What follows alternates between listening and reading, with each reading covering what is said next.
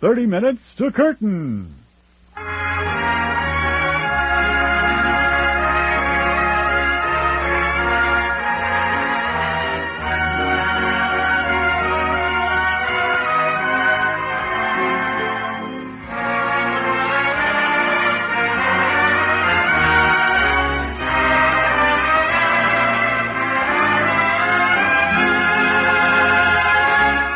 Yes, it's 30 Minutes to Curtain, bringing you a weekly half hour of radio entertainment.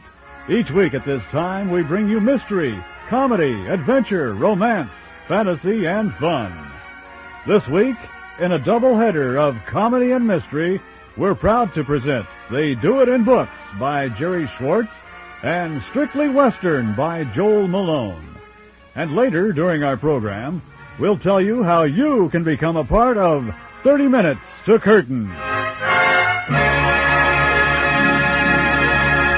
And now, They Do It in Books.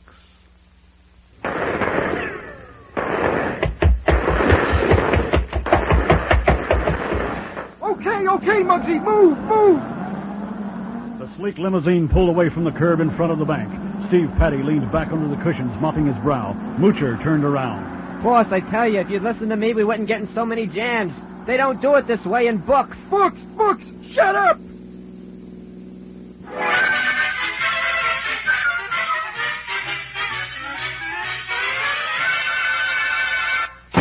Steve Patty slammed the door after his entire gang had filed into the richly decorated apartment.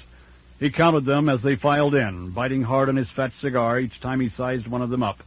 There was Moocher, who was going a little soft. There was Muggsy, big and dumb but useful. And there was Trigger, a little bit cross-eyed, but still the best shot in gangland. Steve himself was the brains of the outfit, so he thought.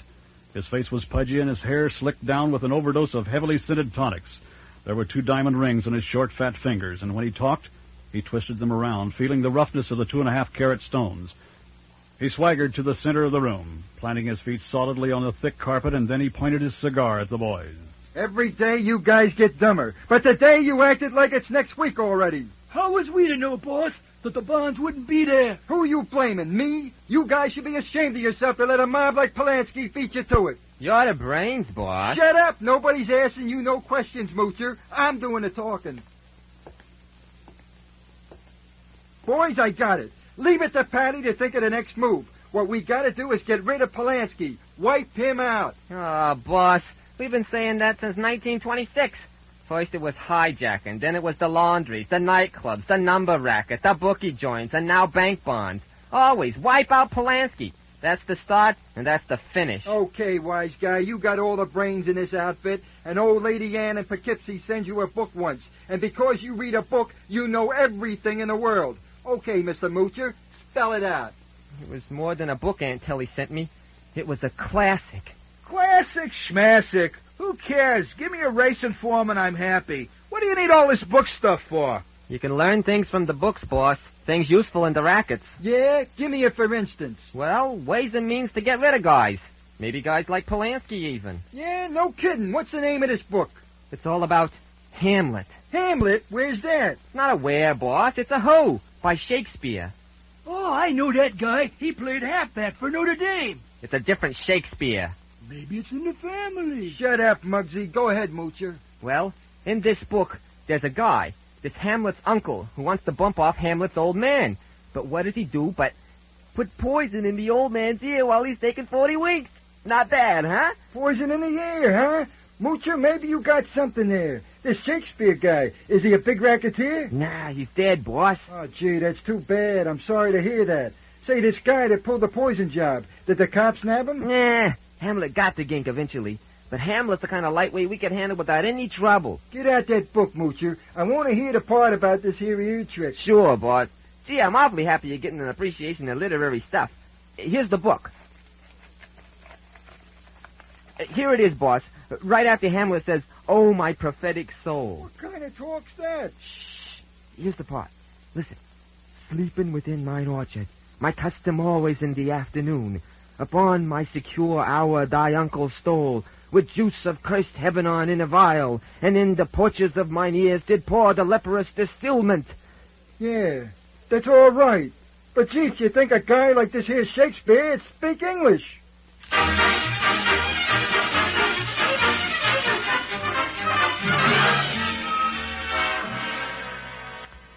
At headquarters the following day, Special Investigator Carl Andrews paced up and down in front of the desk of Captain Grady. Captain, I don't get it. A guy like Polanski suddenly out like a light. Woof. He's in bed like Sleeping Beauty, and he wakes up dead. Not a mark on him. Well, you don't think it's Steve Patty's work now, do you? I do think it's Steve Patty's work, and that's the whole blame trouble. He's been trying to get rid of Polanski since they were both in swaddling clothes. But whether he scared the guy to death or what, I don't know. Whatever happened, it's not Patty's methods. His complete language is gun talk. He just doesn't know anything else. Well, maybe he's getting smart. Yeah, maybe I'm the Raja of Persia. Captain, all I got to say is this. We haven't got anything on Mr. Patty yet, but I'm going to watch him, and watch him closely. There's something funny going on.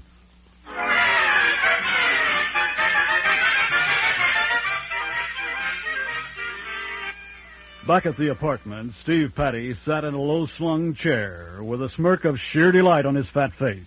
He clasped his hands together. Life is good, life is wonderful. Yeah, who is it? It's Muggsy, boss. Open up. I've got an armload of books. Open the door, Trigger. I got all the classics I can carry, boss. Be careful, Muggsy. These are valuable things.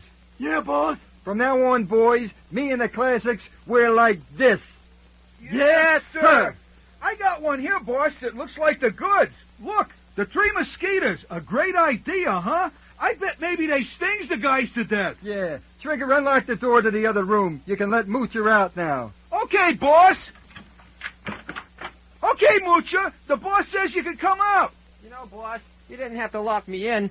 The book was so interesting I didn't even want to come out. Well, give me the lowdown. What's it about? Well, it's about this guy who calls himself the Count of Monte Cristo.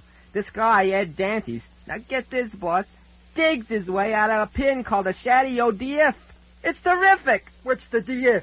It's an island where there's a prison. No kidding. Moocher, you're doing great work. To show how much I appreciate it, I'm going to give you a bonus out of your next bank job. Now take this here Crisco book and send it right away to my cousin Joe at Alcatraz. Boss, I hated to tear myself away from this book. It's about moles, too. Little women. I tell you, when Joe cuts off her hair, I bawled like a baby. Did you find anything in it we could use? Not yet, boss. But give me time. I ain't finished. Okay, a good day's work, men. Now, dismiss.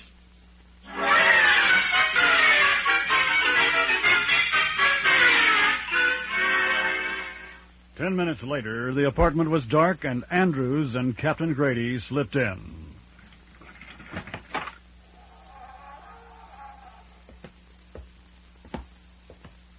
Shh.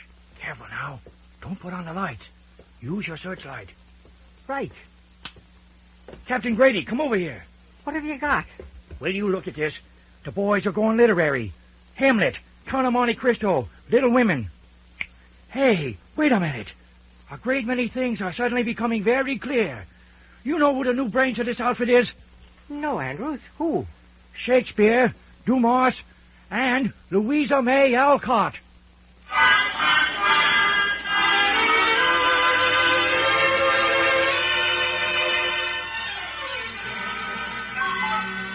It was almost a month later that Steve Patty sat at his apartment, fatter than ever, with a new diamond ring on his finger. The rackets had never been so prosperous. Any guy which does not read the classics is uneducated. I am seriously thinking of taking over the library business. Okay, Moocher, your book review. Boss, I bought a book today which will be a gold mine. The Memoirs of Cassius Andromachus. We follow it from start to finish, and we can't miss. Okay, boys, do what Moocher says. We're going to cash in on Cassius.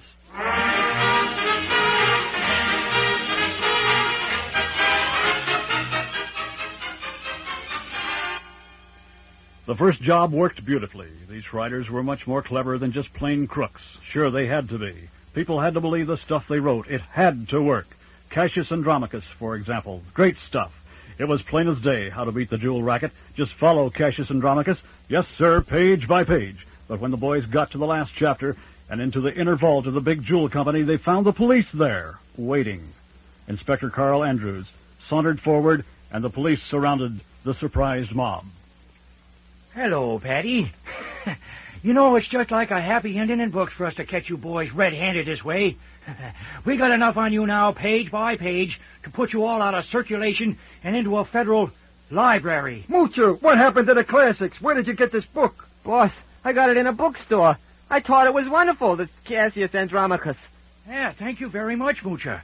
You see, that's the only copy in existence. But it was worth printing up. I wrote it myself. Cassius Andromachus is Carl Andrews. No kidding. Moocher, I knew we should have stuck by the classics. Shakespeare wouldn't have double-crossed us.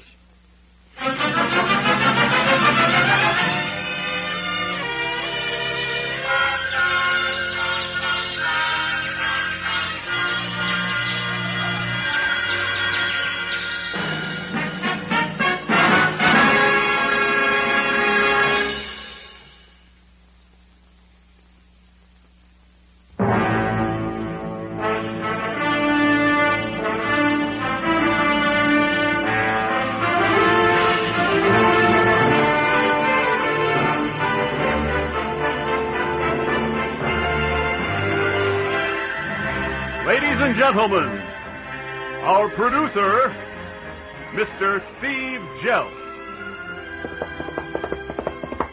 Oh, easy, steady there, big fella. Thank you very much. Hello, friends. As our actors prepare for our next play, I would like to take you behind the scenes in our studios here at 30 Minutes to Curtain. Come with me, won't you, as I show you how and why our program works the way it does. Right now, we're in our studio's sound effects wing, where we not only produce all of the sound effects for 30 Minutes to Curtain, but also provide a training facility with classes in over 36 languages for sound effects students from all around the globe. Let's see what's going on over here in room 1583. Oh, yes, it's a class on the recording of small winged insects weighing less than 5 grams.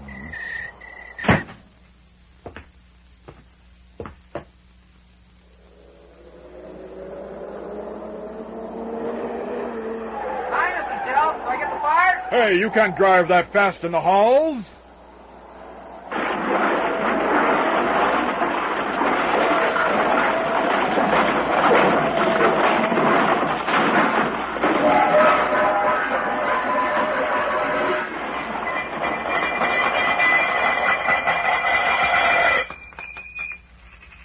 It's not a pretty sight, but there's heartbreak and tragedy in radio, too.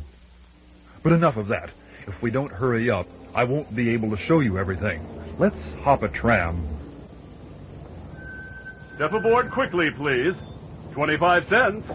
Oh, hello, Carlton. Oh, it's you, Mr. Jelf. That'll be 50 cents, please. I'll have to owe you. You always do, Mr. Jelf.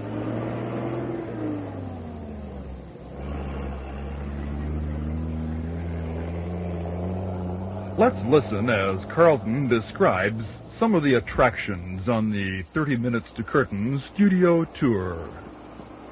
On our left, you'll see our 65,000-seat domed stadium, where we record all of our crowd scenes.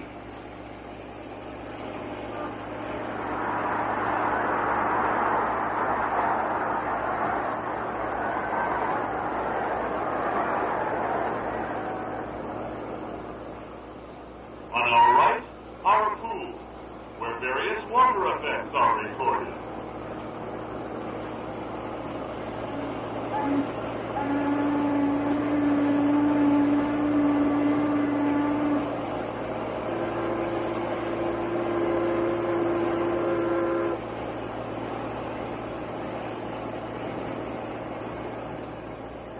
This is stop 283. End of the line. Transfer here for Anaheim, Azusa, and Cucamonga.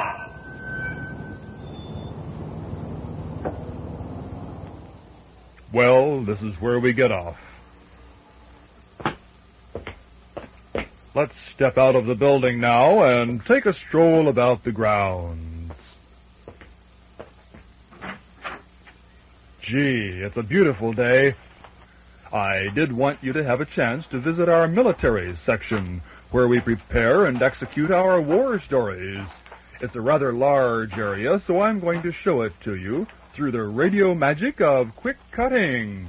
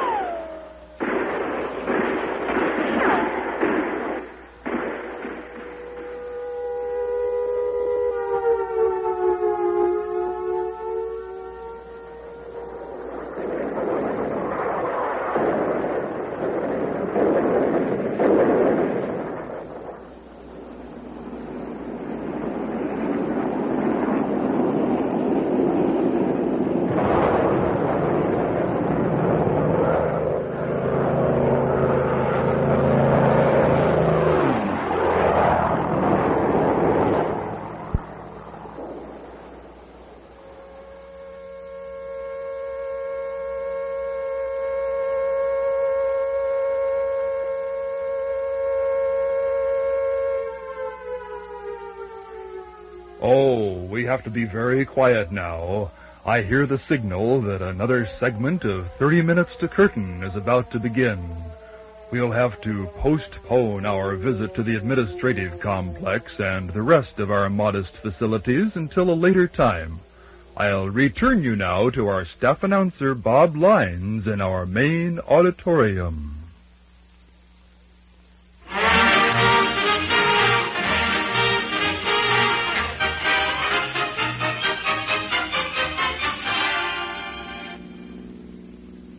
Oh, well, Davy, we gave him the slip again. Yeah, nice driving, Steve. Where you heading for now? Why, to that little western town I told you about. We can lay low there for a few days and then move on. And I got a nice surprise for you, Davy. I've been saving this for a laugh. This is a real western town we're headed for. They don't allow cars inside the city limits, just horses and buggies. Some old-fashioned idea about keeping a strictly western atmosphere. Can't you picture it, Davy? We hold up the bank, and then they try to catch this supercharged baby on horseback. Oh, what a yarn that'll make for the news hawks.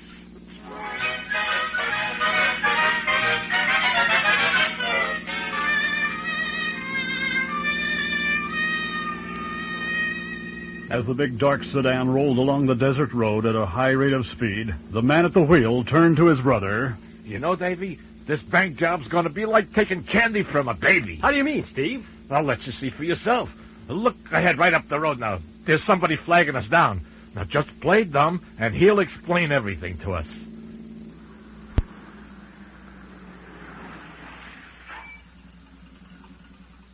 Hey, what's wrong, cowboy? Why are you stopping us? Reckon this is as far as you can go on that automobile. You're heading into Littleburg. Never heard of it. Well, the town's run by old Jeff Little. He's mayor and sheriff, too. Got no use for automobiles. You can either turn around and drive back to the main highway or park your car over by them trees yonder and take the stagecoach in. Cost you 4 bits apiece. They've gone up a quarter. All right, cowboy, hitch up the horses. We'll take the stage into town. You'll sure enjoy it, gents. No traffic fumes, blaring horns or the like. And if you hurry, you can meet old Jeff Little himself. He's officiating at the dedication of the new bank.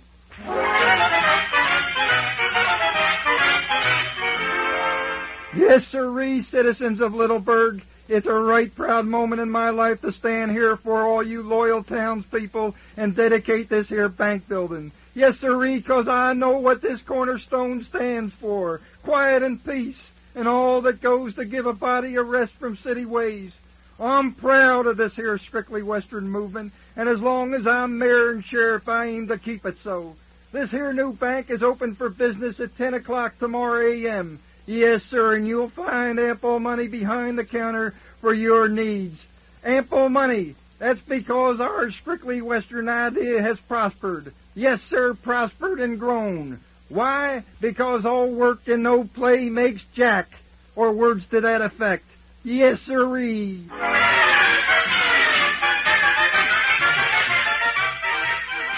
Standing at the edge of a small crowd gathered for the dedication were Steve and Davy Stone.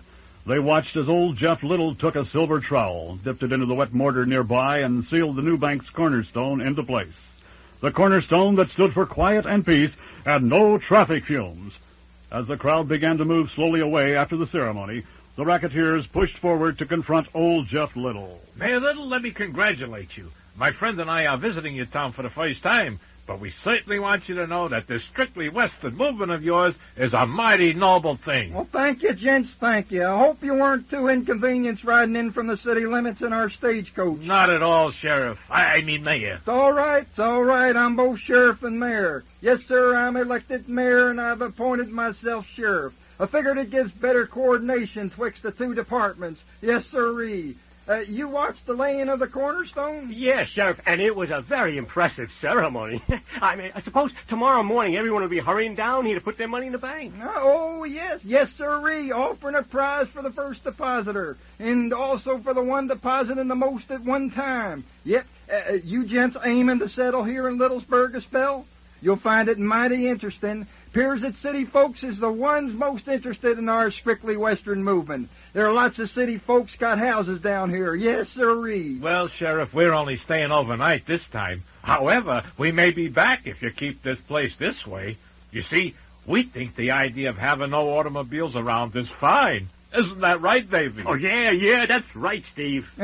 Davy? Steve? What's the matter, Sheriff? Oh, nothing. I reckon them names sound familiar together. That's all.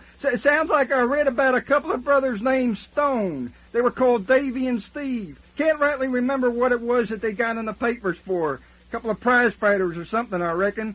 We don't get many papers out here. Haven't got any radios or telephones neither. Got no use for 'em, just like automobiles. Now, that's mighty interesting, Sheriff. Tell me, don't you even know how to drive a car? What? I should say not. Never want to learn either. Dangerous to life and limb. Yep, and pedestrians. Littleburg's the only place a body's safe from 'em. I aim to keep it so. Just so. Yes, sirree. Well, Sheriff, you'll never know just how much we're in favor of the idea. Davy and me wish we could stay here forever. Oh, any reason why you can't? It's just that we like to keep on the move. Well, shucks, that ain't proper. Ain't you gents learned rolling moss gathers no stones? You mean rolling stones gather no moss, don't you, Sheriff? Well, more likely, but you get the idea. Yeah, but we still keep traveling. It's Davy, you know. We have to keep moving around for his health. Oh, well, that's different. I hope you enjoy your stay here, though. You'll find the hotel comfortable. Be sure and tell folks about our little western town. I calculate there ain't no place like it on earth. It's paradise, gents. Genuine dyed-in-the-wool paradise.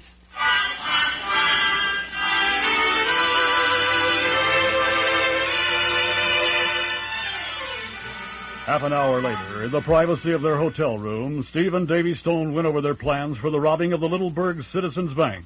Davy Stone was even more enthused than his brother Steve. Oh, this is a cinch, Steve. Just like you said, a lead pipe cinch. I wouldn't have believed it till I saw it with my own eyes. Now, here's what we're going to do. I stay in town, see? You ride out to the city limits in a stagecoach. The bank will be closing at 3 p.m. With all those first-day deposits, there'll be enough dough around to fill a suitcase. Right. And you'll supply the suitcase, huh, Davy? Yeah. I'll carry it right into the bank. Only there'll be a submachine gun inside. I figure them tellers won't do much arguing with the muzzle of that little sweetheart staring them in the face. That'll be a laugh. I wish I could be there to see it. But I'll be driving the car, same as always, Davy? That's right. I'll walk into the bank just before it closes. The whole thing shouldn't take more than 5 minutes, and that's just how long it should take you to drive in from the city limits. You'll pick me up in front of the bank at exactly 5 minutes after 3. We'll be out of town in no time. And how we will, Davy. And I can just see that bandy-legged old sheriff trying to lasso the car. We should have bought a camera.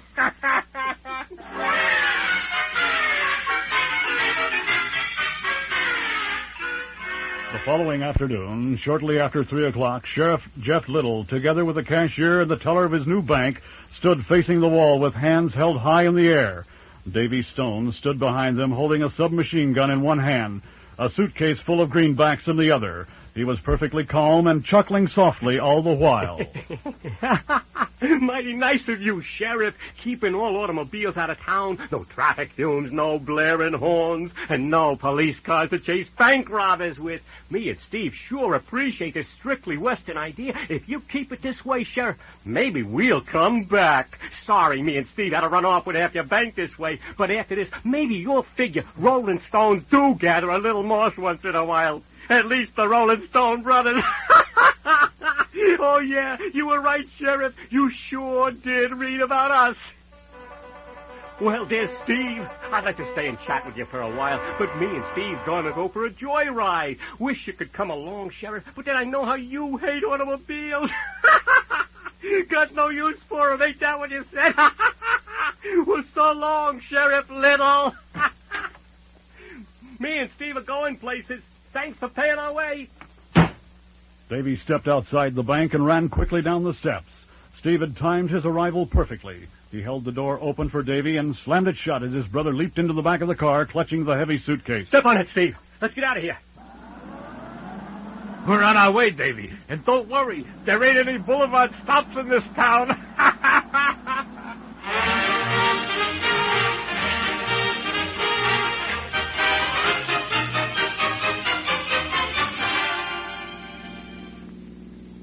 Well, Davy, we did it, just like I said we would, huh? There's 50 miles between us and Littleburg. Didn't I tell you it was going to be like taking candy from a baby? Yes, Steve. Only the baby was an old fogey, Sheriff. I bet he's hopping mad right now about us, huh? Yeah, hopping mad and twice as helpless. What you slowing down for, Steve? That clump of trees up ahead. One of them's been blown across the road. We'll have to lift it up out of the way.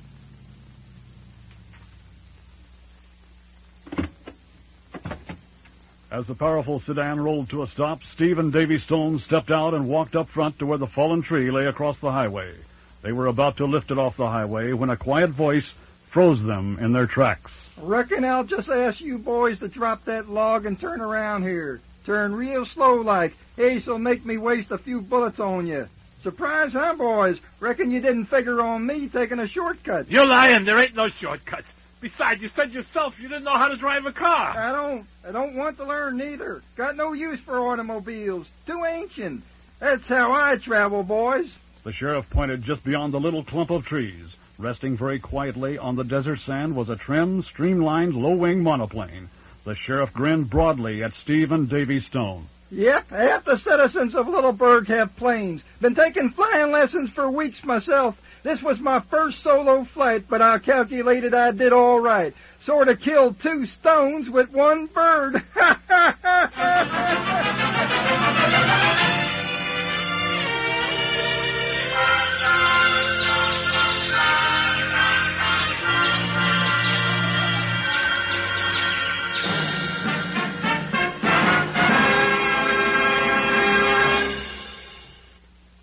If you'd like to be part of 30 Minutes to Curtain, writing, acting, sound effects, production, write 30 Minutes to Curtain, KCSN, 18111 Nordhoff Street, Northridge, California, 91330.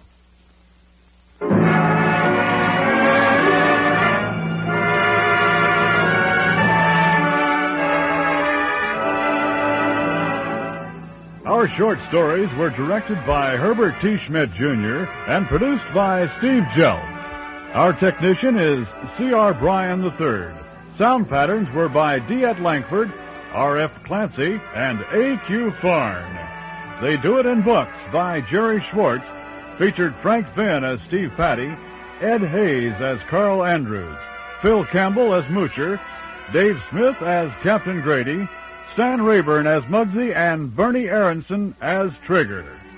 Strictly Western, written by Joel Malone, featured Al Bloomfield as Steve, Charles Girardi as Davy, and Frank Finn as Sheriff Jeff Little. Join 30 Minutes to Curtain again next week for The Man Says Yes, starring Bob Shannon. Your announcer, Bob Lyons.